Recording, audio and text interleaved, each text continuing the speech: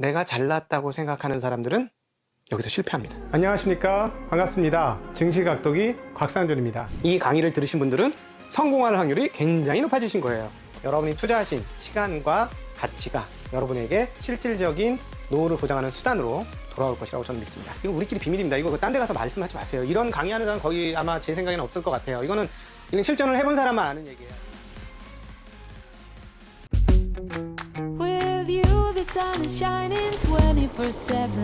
Cause when we're together, it feels like we're in heaven. If it will get dark, you'll be my million stars. I know I can lean on you. 안녕하십니까, 권순장의 브릿지 권순장입니다. 오늘은 계속 엄각이어서 만나주시질 않더니 아각 이제 좀 하셔서 마음의 여유가 생겼는지 만나주신 곽상준 지점장님, 각도기님을 모시고 이야기 한번 나눠보도록 하겠습니다. 반갑습니다. 불러주셔서 영광입니다. 저는 브릿지에서 저를 버리신 줄 알고. 제가 만나 저 선물 하나 갖고 왔어요. 뇌물하려고. 자, 순간. 자, 예. 멸치 순간. 자, 알겠습니다. 제가 네. 순간적으로 안 만나주셔서 욱했는데 네. 다 잊어버리도록 하겠습니다. 네. 또 사랑받겠네요, 집에 가서. 네. 고맙습니다. 안 불러주셔가지고. 너무 안 불러주신다. 저 이러면서. 전화를 안 받으시던데. 주로 국제적인 분들하고만 놀고 막. 제가 요즘 잠시 중국에 좀 관심이 있어가지고 갔다가 원래 중국 전문가시잖아요. 제가 마이너스인가 봐요. 제가 중국에 관심을 가지니까 중국 시장이 난리가 났더라고요. 그래서 이거 미국 시장을 한번 알아볼까 뭐 이렇게 한번 생각 중입니다. 한국 시장만 좋아하라고. 근데 이 각도기 각방꿀이라고 정말 신기하게도 중국 시황을 시작하자마자 그때부터 내리하 밑으로 달리고 있어요. 중국 시장이. 중국 시장이 올라서 시작한 건 아니고 이때 좀 중국 시장 이제 공부해서 다음 차기를 준비하자는 개념으로 우리가 같이 서로 마음이 맞아서 시작을 했는데요. 이제 이렇게 공부하고 났으니까 바닥에 떨어지면 이제 진짜 접근할 수 있겠죠. 네. 알겠습니다. 아무튼 오늘은 중국 얘기 말고 이제 한국에 그리고 이제 보통 이제 각도기님이 매일 아침마다 이제 미국의 그 패드에 대한 네. 여러 가지 이야기를 하시는데 그 부분도 조금 더 이렇게 심화해서? 그렇게 한번 들어가 볼 수 있도록 제가 한번 여쭤보도록 하겠습니다. 네. 사실 뭐 마찰적 긴장이라는 표현을 네. 쓰시는데 패드에서 이제 금리가 좀 올라가니까 네. 저는 발작 같더라고요. 네.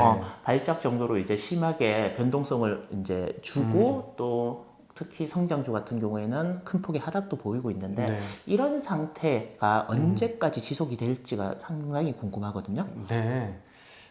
저희들 입장에서는 채권 시장과 주식 시장이 언제 분화될 거냐. 네.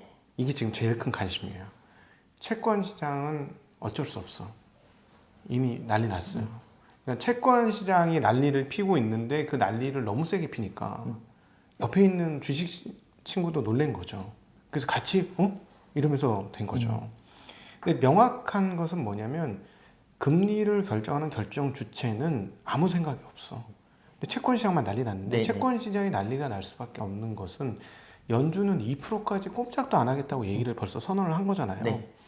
금리가 2%, 실질 금리가 2%대, 실은 2.2%, 거기까지 움직일 때, 그리고 평균 2%면 2.5%까지도 안 움직일 수 있다는 네. 얘기인데, 대략 연말 기준으로 2.2%까지 안 움직인다는 뉘앙스가 지금 나오고 있으니, 금리는 어떻게 되냐, 1.3, 1.2 이렇게 됐는데, 그때부터 이미 1.8, 2.2가 보이기 시작한 거죠. 그러니까 난리 난 거지.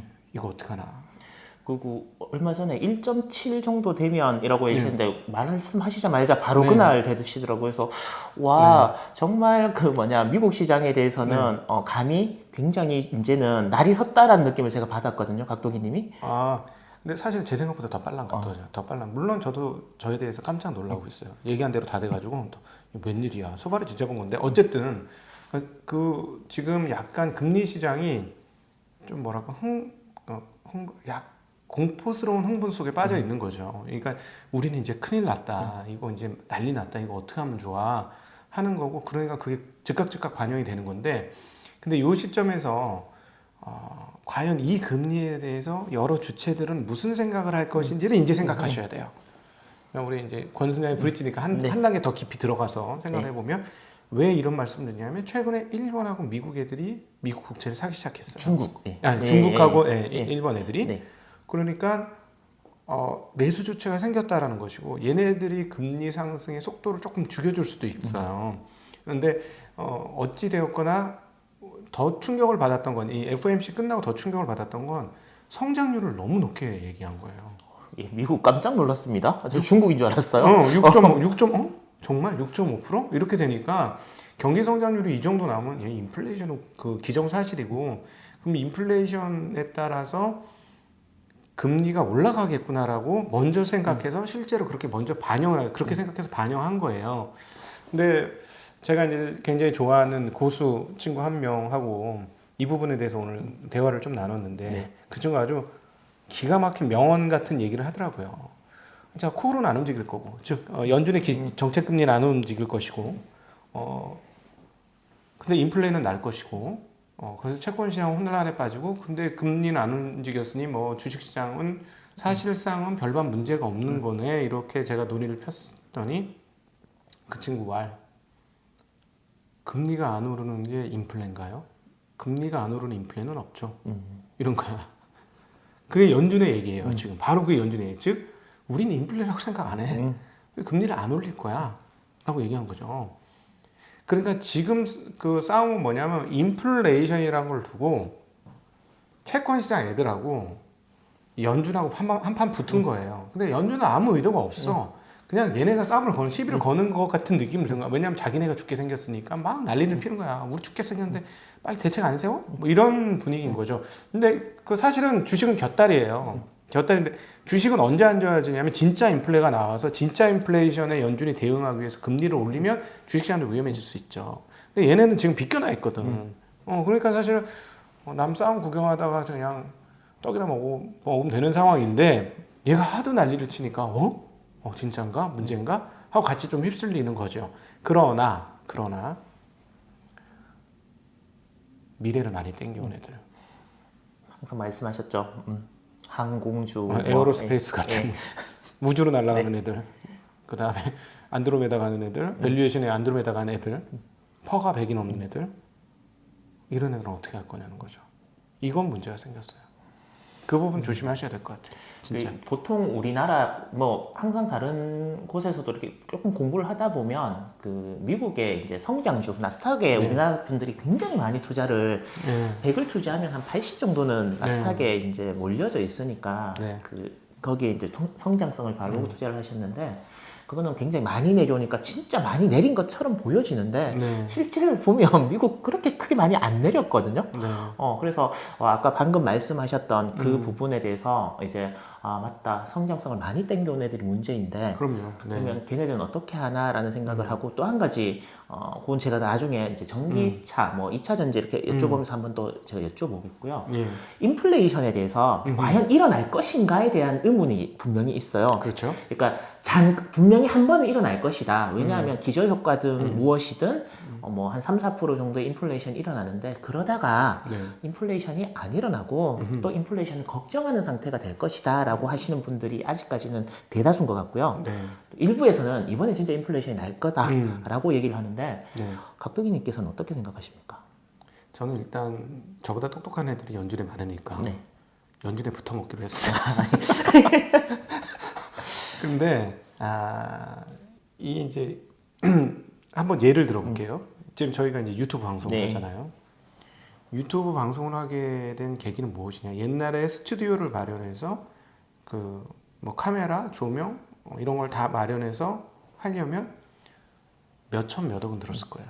그렇죠. 카메라 하나에 몇 천만 원씩 했으니까. 그리고 편집 비용도 엄청나게 많이 들 거고. 그러니까 일단 그 하드웨어 자체가. 그렇죠. 근데 그러면 지금은 그러면 물론 거기보다 품질은 떨어지지만 실상 우리도 지금 4K로 찍을 수도 있어요. 지금은 그냥 FD인가? FH인가? HD. Full HD. 이걸로 하지만 4K로 찍을 수도 있거든요. 근데 그거 하면 올리는데 시간 걸리고 해서 안 찍을 뿐이지. 그럼 무슨 말이냐면 기술의 그 바닥 기술이 굉장히 올라온 거죠. 옛날에 몇 억에 만들 수 있는 구성이 몇백에 만들어질 수 있는 수준 또는 그 이하까지도. 심지어 요즘 애들이 하는 유튜브는 핸드폰 하나만 가지고 몇십만 원 가지고 하는 상황이 온 거잖아요. 마이크 뭐 가격 얼마 비싸지도 않고. 그러니까 이건 무슨 말이냐면 바닥 퀄이 올라갔기 때문에 유튜브가 융성하는 거죠. 만약에 옛날에 우리 이렇게 접었다 폈다 하는 카메라 동영상 수준으로 유튜브를 올렸으면 유튜브가 됐을까요? 절대 안 됐다고 보거든요. 지금 뭐냐면 핸드폰이나 패드로 보기에 눈에 거슬리지 않는 수준의 화질과 음질이 나왔기 때문에 이게 퍼진 거예요. 즉 기술혁명 또는 이게 생산성 혁명이죠. 엄청난 가격을 다운시켜 준 거예요. 여기에서 인플레가 저지되고 있는 거예요. 계속해서. 그래서 지금 상황이 어떠냐면 되게 골 때리는 게 이 구조가 왜 이런 도대체 이건 어떤 구조인가라고 곰곰이 생각해 보면 머티리얼의 가격이 떨어진 건 아니에요. 그러니까 예를 들자면 뭐 금속이라든가 뭐 화학 제품이라든가 이런 거에 이 원재료 가격이 떨어진 건 아니고 지금 인플레이션 원재료 가격은 확연하게 올라오거든요. 뭐 60%, 80%, 100%막 이렇게 해서 올라와요. 근데 완제품 가격은 똑같은 거야. 근데 옛날에 이제 사람을 짜가지고 했는데 이제는 사람이 없어졌잖아요. 그러니까 인플레이션 한쪽에서는 일어났는데 출발할 땐 인플레이션은 출발했는데 종착점에 가니까 인플레이션이 별로 없어. 그러니까 만드는 제조값은 다 올랐는데 판매 가격을 판매 가격은 그대로 있는 상황. 그렇지. 이런 상황이 지금 이 과정에서 생산성 혁명이 있었던 거죠. 그러니까 연준에서 지금 주목하고 있는 부분은 바로 그 부분인 거예요. 처음 시작은 장대했으나 나중은 미약하리라. 그러니까 인플레이션이 처음에는 엄청나게 날 것처럼 얘기했지만 마지막 종착지에는 없어. 그 과정에 IT 생산성 혁명 이게 나온 거죠. 그래서 지금 시중에 생각하는 것만큼 인플레이션이 안 오르는 거고. 그러니까 어디에서 인플레이션이 돈 뿌렸으니까 돈 인플레이션만 나온 거지. 돈 인플레이션 와서 자산 인플레이션만 나온 거예요. 근데 그 돈을 그동안에 어떻게 뿌려줬냐? 이것도 되게 중요한 얘기인데 이것도 한 꼭지인데 계속 할까요? 네, 계속 말씀해 주십시오. 돈을 어디다 뿌렸냐면 은행에다 뿌렸죠. 2008년 이후는 은행이 자빠질까봐 은행을 정상화시켰어요. 그래서 은행을 정상화해서 다시 다 은행이 활발하게 움직이게 하니까 이 돈이 어디로 가냐면 있는 놈들한테. 네, 저 같은 사람한테 왔죠. 있는 사람한테만 간 거야. 있는 사람이 그래서 더 부자가 됐고 빈부격차만 쫙 벌어지고 사회는 변한 게 없고 개선이 안 되고 고용 질은 낮아졌고 별로 상황인데 고용률은 높아졌는데 이렇게 해서 어떻게 해야지 고민을 하고 있던 차에 코로나 빵 터지면서 다시 한번 주저앉은 거죠. 그러니까 이제 어떻게 되느냐면 이제 방법이 없다. 방법이 없고 실물 시장에 돈을 뿌리는 것이 최선의 방법이다. 라고 결론이 난 거예요. 결론이 났는데 실물 시장에 이렇게 해도 자신 있게 이걸 뿌리는 게 뭐냐면 우리는 지난 10년간 20년간 돈을 많이 뿌려도 실질적인 인플레이션이 잘 안 나는 걸 확인해 왔어. 그래서 이번에도 그럴 거야. 근데 이걸 은행에다 뿌렸을 때는 자산 인플레이션이 확연하게 나는데 실물에 뿌렸을 때는 자산 인플레이션은 몇 바퀴 돌았다 갈 거잖아요. 그렇죠. 일반인들이 돈을 쓰는 걸 자산가까지 넘어가려면 기업들이 돈 벌고 또 그 윗단 먹이사슬로 올라가려면 몇 단계의 회전을 통해서 가니까 인플레이션 속도가 굉장히 늦을 거라는 얘기예요. 그러니까 연준은 그 계산을 했다라고 보여지고 그래서 자신 있게 진행하고 있는 것이다. 근데 실물 입장에서 보면은 이게 지금 인플레냐? 자, 실물 다시 채권 시장 입장에서 한번 생각해봐요. 채권 시장 입장에서는 그러면 이제 경기가 정상화되니까 금리가 올라가는데 지금 그럼 이 금리를 10년물 1.72 금리를 인플레이션 반영이라고 할 수 있을까요? 그건 없죠. 이건 금리 정상화인 거예요. 그러니까 예전에 뭐 보통 저희들이 은행에 가거나 뭐 지금 그러니까 그 명목 금리 자체는 안 내려고 그냥 실질 금리가 오르는 건데 보통 한 2, 3% 그것도 낮다라고 얘기했는데 그게 이제 1%대 뭐 초중반 이렇게 올라오니까 난리가 나니까 굉장히 뭐지 이거? 의아한데 근데 이 정도 올랐다고 이렇게까지 반응을 해야 하나? 왜냐하면 채권 시장은 그렇죠. 퍼센트지로 보면 굉장히 높은 퍼센트지로 이제 그렇죠. 올랐으니까. 그래서 우리가 여기서 반드시 채권 시장을 발라내서 따로 생각해야만 현재 금융 시장에 대한 이해가 되는 거예요. 사실은 금리가 폭등한 게 아니고 금리가 정말 채권 하시는 분한테 정말 미안하지만 사실 제가 지금 채권을 안 하고 있어서 한 3, 40년 좋으셨잖아요. 그렇죠. 3, 40년 좋았잖아. 너희도 좋았잖아. 근데 한국 주식시장이 제일 불쌍한데 하여튼 코로나 이전 상황으로 돌아갔을 뿐이잖아요. 근데 코로나 이전 상황들이 금리가 굉장히 높았느냐, 인플레이션 반영하고 있었느냐, 그것도 아니거든요. 정상화됐을 뿐이에요. 그러면서 우리가 여기서 읽을 수 있는 대목은 채권 시장 레버리지를 엄청 썼겠구나. 쟤들이 저 난리를 피우는 거니까 레버리지를 얼마나 썼으면 저럴까? 라고 생각을 유추해 볼 수 있는 상황인 거죠. 그래서 지금 상황은 채권 시장이 약간 뭐랄까 아비규환 비슷하게 반아비규환 비슷하게 난리가 나서 지금 일어나고 있는 해프닝들이지 연준이 이야기한 것처럼 경기 상승에 대한 당연한 금리 조정 과정이다라는 말이 도대체 뭐가 틀렸냐고 얘기할 수 있는 상황이에요. 그러니까 이 상황은 사실 모든 게 정상화 상황인데, 그러니까 비정상이 정상화로 되는 과정 속에서 이게 비정상을 계속 하다 보니까 너무 좋았던 거예요. 덕다 쉬고 배부르고 그렇지. 이래서 정상으로 간다니까 그냥 계속 이렇게 있었으면 좋겠는데 그렇죠. 라는 생각을 이제 하게 되는 것 같고, 그러다 보니까 여러 가지 이제 그 전에 우리가 봐왔던 것들이랑 다른 현상이 일어나는데 특히 이제 금을 투자하시는 분들은 야 이건 뭐지?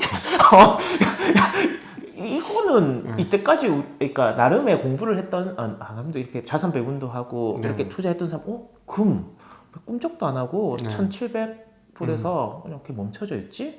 옆에 쳐다보니까 새로운 제 비트코인 쟤는 또 뭐지? 이제 이런 상황이 왔고, 또 이제 요즘 금융 전문가분들께서 비트코인 어떻게 생각하십니까? 작년까지 저 그거 잘 모릅니다 이렇게 얘기했는데 요즘은 걔가 시장이 1조 달러가 넘었더라고요. 모른다라고 그러면 안 될 것 같고 어떤 생각을 갖고 있다라고 정도는 이제 말을 해야 되는 게 맞을 것 같거든요. 금과 비트코인 그리고 인플레이션 이걸 이렇게 세 개를 놓고 본다면 과연 어떤 상관관계가 있고 앞으로 금과 비트코인은 진짜 지금처럼 반대로 계속 이렇게 움직일 것인가? 에 대한 부분도 좀 궁금하거든요. 굉장히 어려운 질문인데요. 사실은 답을 알 수는 없을 거예요. 누구나 잘. 근데 이제 논의는 하자는 거죠. 자, 금은 저는 이제 일단 그 원가 개념을 한번 먼저 잡아보자. 그러면 채굴 단가를 1,200 온스당 1,200달러, 1,300달러 이런 정도로 얘기해요. 그러면 이제 1,700이 깨지는 상황까지 갔으면 과연 얼마나 돈값은 떨어지고 있는 것인데 실질적으로 어느 속도인지는 잘 모르겠으나 그럼 결국 이 정도쯤은 반등을 해야 된다. 그래서 저도 1,700 깨질 때 굉장히 의아했어요. 그래서 이건 정말 이상하다. 그렇다고 요즘에 중앙은행에서 폭탄을 터뜨린 건 아닌데, 즉 갖고 있는 현물금을 갖다가 판 것도 아닌데, 그래서 이상하다 하는데, 그래서 우리가 모르는 내용들이 있나 하고 계속 보는데 그런 것 같지는 않습니다. 그래서 그 과거 트라우마가 상당히 작용했다라고 추정하는 것이 하나. 즉 2014년도에 1,800불 가던 게 1,100불까지 떨어졌고 그 과정에서 증거금을 올렸고 실물을 터뜨렸어요. 이거에 대한 두려움들이 좀 있는 것 같고, 그럼에도 불구하고 1,700 내외 가니까 일단 버텼어요. 그러니까 요 정도쯤에서 버티다가 다시 슬슬 반등하지 않을까고 생각을 해봐도 될 것 같고요. 오케이, 알겠습니다. 예, 그게 일반적인 거고. 자, 비트 자산, 비트 자산에 대해서는 할 말이 정말 많아지는데, 자 이게 어디서부터 근본이냐? 어디서부터 나왔냐? 이게 1970년대부터 기원이 있어요. 1970년대부터? 네.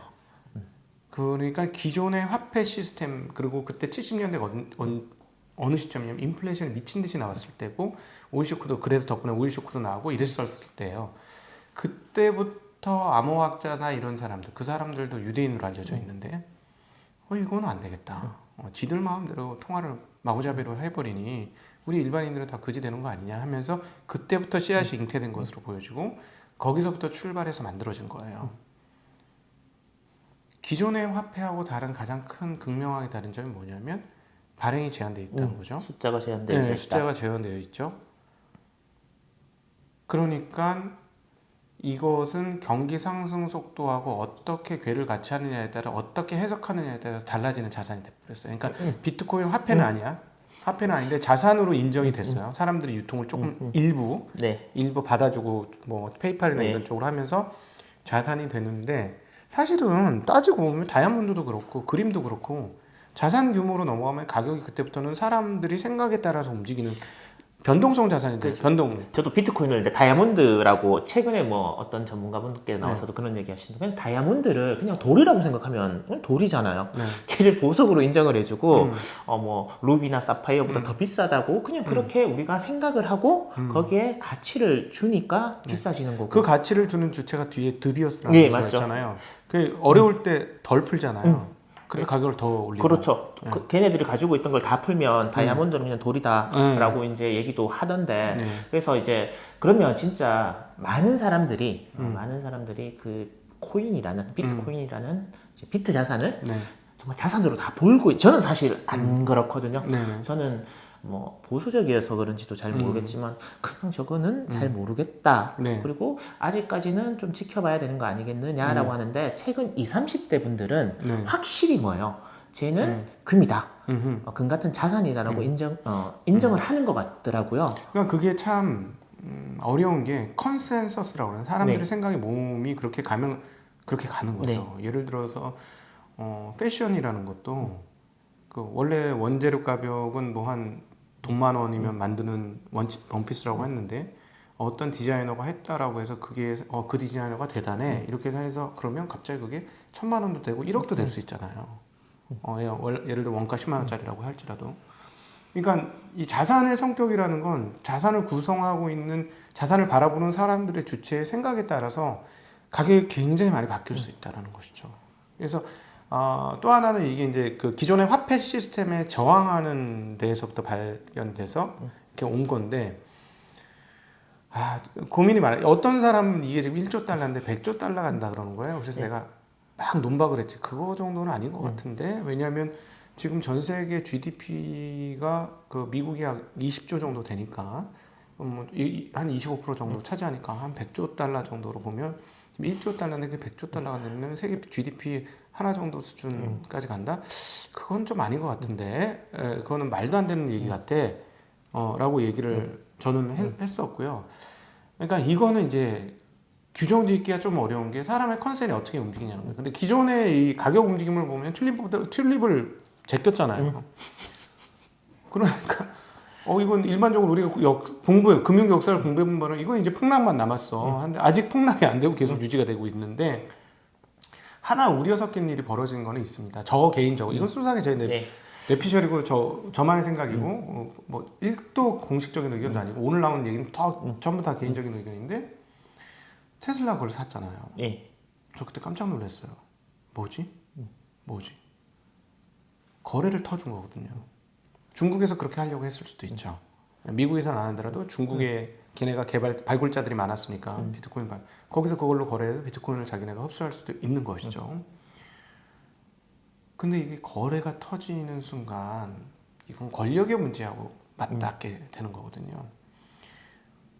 기존 기축과 통화를 가지고 있는 권력자들이 자기의 권력이 갉아먹히는 상황으로 비트코인이 작용을 했을 때 과연 가만히 있겠느냐는 거예요. 저는 말씀하신 물론 이제 미국의 지금 재무부 장관도 이제 한 번씩 툭 던지면 갑자기 떨어지고 그런데 아까 금을 말씀하셨잖아요.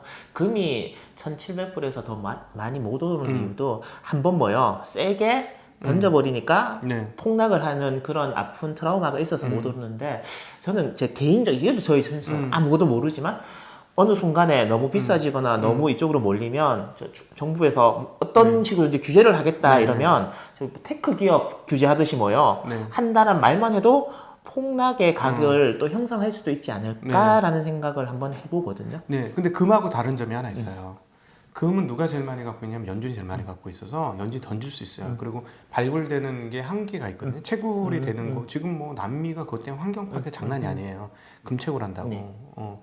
근데 그게 이제 정해져 있고 제일 많은 주포가 정해져 있어요. 그래서 그 주포가 흔들면 흔들려요.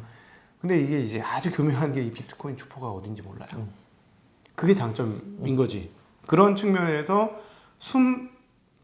권력이 건드릴 수는 있으나 좌지우지하기가 애매한 자산이고 그거를 노리고 만든 거잖아요. 그래서 제가 아까 1970년대부터 발달되었고 기존의 화폐 시스템에 대해서 일단 정황감을 가지고 만든 거라서 그거가 교묘하게 좀 피해지는 거예요. 그래서 쉽게 제어가 안 될 수 있어요. 그 부분이 있습니다. 그래서 그건 열어놔야 돼요. 조금 다른 얘기일 수도 있고 맞는 얘기일 수도 있는데 우리나라에서 이제 세금을 좀 안 내는 사람한테 추징을 했더니 돈을 계속 못 내니까 코인에다가 그냥 추징을 하니까 여기 돈 있습니다 라고 하고 그 세금을 다 냈다라고 병원장도 그렇고 냈다라고 하더라고요. 그래서 그러니까 코인이라는 게 누구에게 있는지까지 과연 정부가 모를 수 있을까라는 의문도 한번 가져는 봅니다. 네. 하여튼 여러 가지 부분에서 코인은 뭐 저는 개인적으로는 네. 좀 부정적으로 생각을 일개 개인으로서는 부정적으로 하고 여기 보시는 분들은 또 다른 생각을 할 수 있겠지만 한 번쯤 이렇게 고민을 해볼 수 있는 시점은 네. 분명히 맞는 것 같아요. 그렇죠. 그러니까는 사실은 저는 뭐 그 비트 그 거래에 참여는 안 하고 있는 사람이니까 사실 제3자 입장에서라 직접적으로 세게 말씀드릴 수는 없는데 이런 부분이 있을 것 같아요. 이 비트 자산을 통해서 우리가 가지고 있는 자산이라는 것의 구조에 대해서 다시 한번 생각해 볼 수 있는 기회는 온 것 같아요. 그래서 완전히 닫지도 말고 완전히 열지도 말고 유연하게 좀 봐야 된다. 이 자산에 대해서는 저는 개인적으로 그렇게 생각하고 앞서 그래서 말씀드렸던 게 기본적 배경에 대해서 말씀드린 거죠. 자산은 참여하는 사람들의 생각이 어떻게 모두어지느냐에 따라서 전혀 다른 방향으로 낼 수 있다는 거죠. 그 그림 같은 게 이렇게 명화들 있잖아요. 네. 되게 유명한 작가들이 한 그러면 무슨 경매가 돼서 하고 네. 나면 그 다음부터 없어진대요. 그렇죠. 그다 창고 속에 이제 들어가서 네. 이제 몇 년이 있다가 나오면 이제 빵 튀고 그러니까 그게 희소성의 이제 문제인 것 네. 같은데 비트코인이라는 그 자산을 좋아하는 가장 큰 이유가 그 희소성인 것 같아요. 네. 채굴량이 정해져 있다. 그런 식으로 따져보면 비트 자산 중에 다른 자산들은 어려울 수도 있죠. 그렇게 따져보면 비트 자산의 희소성이 가장 높으니까. 그 코인 종류가 굉장히 많더라고요. 그러니까 많은 종류 중에서 네. 1번 타자를 건드려야 네. 된다라고도 볼 수도 있죠. 네. 물론 저는 건드리겠다는 얘기가 아니지만. 네. 그리고 이거는 이제 국내 시장으로 좀 돌아와서 이제 네. 그 월 연초에 굉장히 시장이 좋았잖아요. 그래서 3,100에서 3,200포인트 정도에 개인들이 한 30조가 넘는 돈으로 이제 주식을 샀어요. 네. 그때 막 삼성전자도 뭐 8%, 10%막 이렇게 오르고 그때 샀고 지금은 이제 그 밑에 단에서 계속 이렇게 움직이고 있잖아요. 네. 그래서 우리나라 주식 시장이 상승을 하려 그러면 이 3,100에서 3,200대에 매물대라 네. 보통 그러죠. 그렇게 한 30조 정도 개인의 이 물량이 상방으로 올라가는 데는 굉장히 큰 부담으로 작용할 수 있지 않느냐라는 의견도 있거든요. 그럴 수도 있죠. 거기에 대해서는 어떻게 저는 일단 그 얘기를 들으면 첫 번째 생각이 든 게 다행이다. 그래 대형주 사셨어. 다행이야. 왜냐하면 뭐 몇몇 종목들은 지금 희비가 좀 엇갈리고는 있습니다만 전체 산업 동향과 산업 생산 동향이 상당히 좋아지면 다 같이 동행하는 종목들이 꽤 많은 게 이제 상위 종목들이거든요. 그래서 저는 경기는 회복되는 것이다라고 보고 있고 거기서 한국이 얼만큼 수혜를 받느냐에 대한 고민은 앞으로 시작이 될 것이고 그다음 경기가 상승되면 주가에는 반영이 될 것이고 한국 자산을 도대체 어느 정도의 가치를 줄 것인지는 이거는 굉장히 열려 있어요. 그래서 오히려 그 돌파하느냐 여부도 중요하지만 한국 사람들이 주식을 어떻게 생각할 것인지도 중요한 것 같아요. 그래서 우리가 그 부분에서 이제 쿠팡이 굉장히 큰 역할을 했는데 네. 쿠팡 덕분에 우리가 어떤 위치에 있는지 그리고 세계는 미국은 어떤 위치에 있는지를 실감나게 이제 깨닫게 된 거죠. 저는 그거 보면서 이런 생각했어요. 제가 뭐 명품으로 예를 들면 따지면 그 이제 미국 시장은 뭐 루이비통이나 뭐 샤넬이나 뭐 이 정도 급인 거예요. 근데 우리는 그 밑에 있는 단 뭐 코치나 MCM 뭐 콧땡, M땡 뭐 이렇게 네, 똑같은 가죽을 쓰는 거예요. 항이 들어옵니다. 아니 뭐 똑같은 항이 우리 가죽은 똑같은 거야. 가죽 질 좋아. 네. 근데 우리가 이제 콧땡에서 만들었어요. 그러면 20만 원, 30만 원. 그렇지. 똑같은 가죽으로 뭐 똥에서 만들었습니다. 그럼 뭐요? 동그라미 뒤로 한 개 더 붙고. 네네. 왜? 똥이니까. 똑같은 회사가 미국에 가니까. 네. 미국에 가니까 뭐 우리나라 시총 2등 정도까지의 이제 가격을 쳐주고. 그러니까요. 저게 우리나라에 오면 네. 과연 얼마나 될까요? 상장 쉽지 않다기. 우리나라 기준에서는 뭐 적자나는 기업이었으니까 뭐 기술 특례가 아니고서는 상장 자체도 좀 힘들었을 수도 있겠지만 네. 그러니까 여기 보시는 분들도 이런 생각할 거예요. 야 미국에 가면 10배 더 받는다. 예. 그래서 미국 가는 게 맞지 않느냐? 라고 생각을 근데 뭐 그게 쉽지는 않을 거예요. 왜냐하면 이제 김범석 의장이라고 그래야 되나? 그분도 예. 미국 사람이었고 예. 다 미국의 상장을 처음부터 세팅을 그렇게 해서 시작한다니까 그게 쉬웠던 거. 원래 나스닥을 올리려고 했었던 거니까. 네. 어찌 되었건 그런 측면에서 그거를 한국 사람들이 지금 한국 주식시장에 대해서 어떻게 생각할 것이냐에 따라 달라질 것 같아요. 최근에 제가 재미나게 가격 비교를 하고 있는 게 부동산이에요. 한국 부동산이 드디어 맨하탄 수준으로까지 올라갔습니다. 그러니까 우리가 주식시장은 10배 차이가 나지만 부동산 가격은 맨하탄하고 거의 같은. 근데 3제곱미터로 따지면 우리나라가 좀 더 비쌀 수 있어요. 거긴 층고가 높더라고.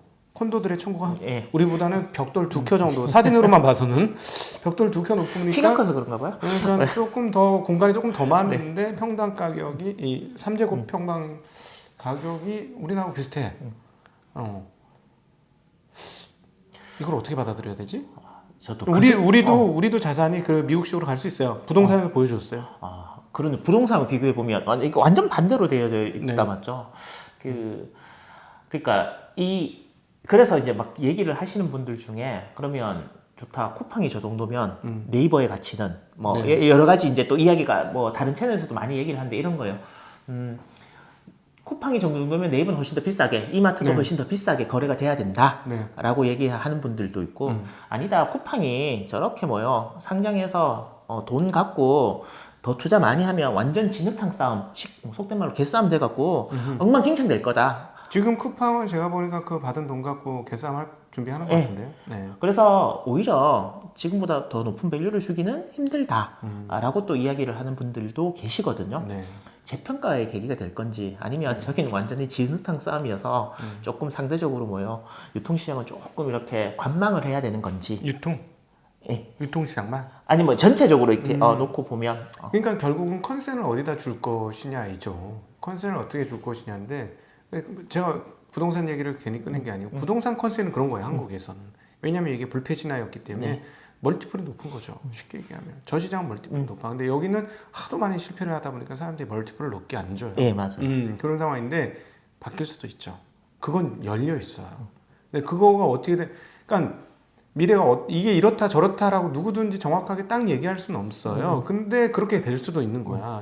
다 열려 있어요. 다 열려 있어. 그래서 제 생각에는 저는 개인적으로 보유 편향인지 모르겠습니다만 올해까지는 긍정적으로 시장을 보고 있습니다. 한국 시장. 네네, 한국 시장 상당히 긍정적으로 보고 있어요.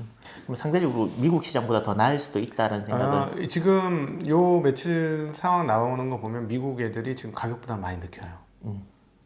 가격 부담 많이 느끼고, 그러니까 다우가 상대적으로 계속 좋거든요. 근데 맞아요. 그동안 다우가 별로 안 좋았어요, 상대적으로. 그러니까 전통 주식으로 넘어간 거예요, 분위기가. 그래서 한국도 조금 다른 시장 흐름들이 나올 가능성 굉장히 높아지는 상황이다라고 보고 있어요.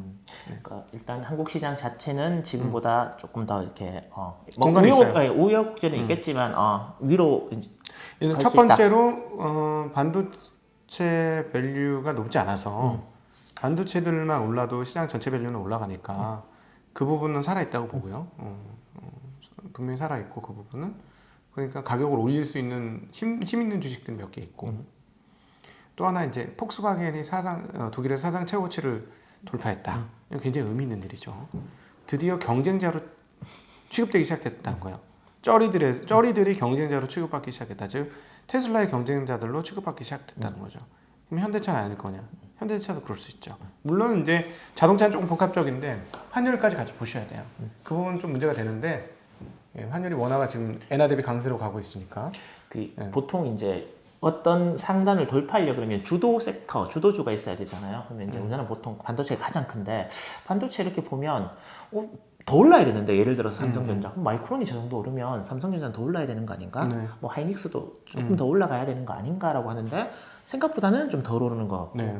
그러면 뭐 네이버 카카오는 있지만 혹시나 또 이제 여러 가지 또 이슈나 이런 부분들 또 이미 비싼 거 아니냐라는 논란 그러고 나서 우리나라에서 보면 2차 전지주가 있잖아요. 네.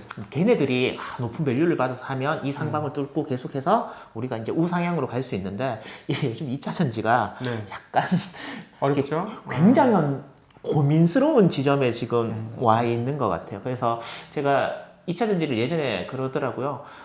디스플레이보다는 좀 만들기 어렵고 반도체보다는 만들기 쉽고 네. 그 어디 중간쯤에 있는 그런 제품인 것 같다라고 이제 저는 그렇게 이제 인식을 하고 있거든요. 네. 그런데 갑자기 폭스바겐에서 아까 말씀하셨지만 우리가 직접 하고 우리는 각형을 하겠다라고 하니까 굉장히 시장이 이제 많이 흔들리고 있고 그리고 자동차 회사들이 정말 갑중의 갑이구나라는 걸 세상이 이제 느끼고 있습니다. 네. 그래서 2차 전지 그리고 이런 주도 섹터가 나오지 않으면 아까 말씀하셨던 이렇게 볼륨이나 이런 부분들이 돌파가 되기가 좀 어렵지 않겠냐라는 의견에 대해서는 어떻게 생각을 하십니까? 그러니까 에너지 축적 시간이 좀 필요할 것 같아요. 그래서 그 사이에 다른 틈새가 움직일 수는 있을 것 같아요. 그러니까는 지금 이제 언제 또 우리가 만날지 모르겠지만 그 전까지 시장의 질이 약간 바뀔 수도 있어요. 그러니까 예를 들어 이미 화학은 좀 올랐고 철강도 이미 많이 올랐고 이런 원자재 관련과 사이클, 우리가 시크리컬이라고 불리는 그 경기 순환적인 기업들 이런 것들이 움직이고 또 못 갔던 개별 주식들이 잘 오를 수 있어요. 그래서 그런 시장으로 가다가 시장이 나쁘지 않네. 그러니까 사람들이 이거 또 잘못 들어왔다가 아니고 계속 가는 시장이었구나. 계속 있어도 되겠네라고 편안하게 느끼는 순간 에너지가 축적되면서 다시 빵 하고 갈 수 있죠. 그때는 또 다시 대형주들로 갈 거예요. 제가 보기에는 지금 미국 시장도 대형주들이 버벅버벅 하고 있기 때문에 조금 고민하는 시간이 얼마간의 기간 동안 있을 것이고 그 기간 동안에는 다우가 지금 상대적으로 좋으니까 우리도 경기 순환 주식들이 조금 더 좋다가 또 얘네들이 또 어느 정도 수준까지 가격이 평가를 받으면 그 다음에 이제 실적이 2분기 정도 나올 때 1분기, 2분기 나올 때 실적이 상당히 좋게 나올 거거든요. 반도체 같은 경우는. 그럼 그때 또 반응을 하면서 그때 이제 막혔던 것들을 한꺼번에 뚫면서 갈 수 있겠죠. 실적을 확인하고 나서 바탕 그러니까 그 전까지는 에너지를 축적하는 시간이 있고 한 번 더 이렇게 올라갈 수 있는 그런 볼륨이 있다라고 이제 말씀을 하시는데 이미 뭐 철강이랑 화학, 뭐 정유 이런 주들은 그러니까 최근 들어와서는 좀 많이 가파르게 오르지 않았나라는 또 그런 생각도 들거든요. 주가는 올랐는데요. 그런데 지금 사실은 그 아까 2차 전지 이야기를 했습니다. 2차 전지 밸류에이션은 어느덧 PER 40배, 50배 됐었잖아요. 얘네들은 여전히 10배예요. 아직 공간 많이 있습니다.